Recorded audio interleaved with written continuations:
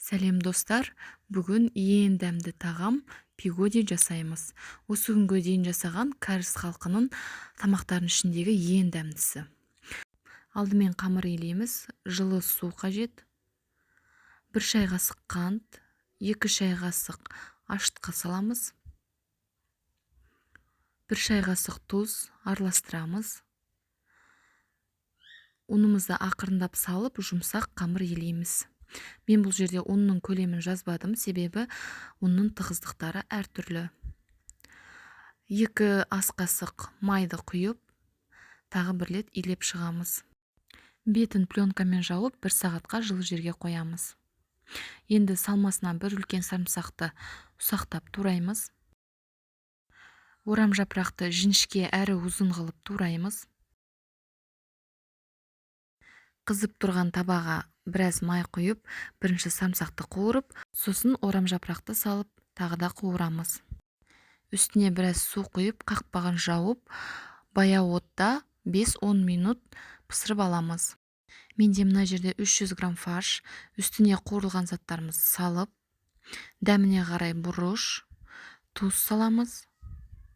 Барлығын жақсылап араластырамыз. Қамырымыз жақсы болып көтерілді. Үстелдің біраз ұн сеуіп, қамырымызды төсейміз. Бірдей бөліктерге барлығын бөліп шығамыз. Видеодағыдай барлығын дөңгелетіп шығуымыз керек, жаюымызға ыңғайлы болады. Қамырымызды жаямыз, тым жұқа болып кетпесін.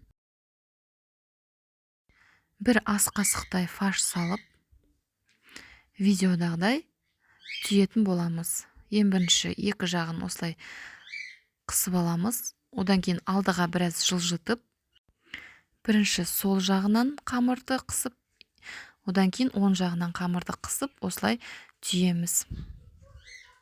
Әркез қамырымызды алып, осылай қысқаннан кейін алдыға жылжытып отырамыз. Осылай өте әдемі жапырақ тәріздес болып шығады.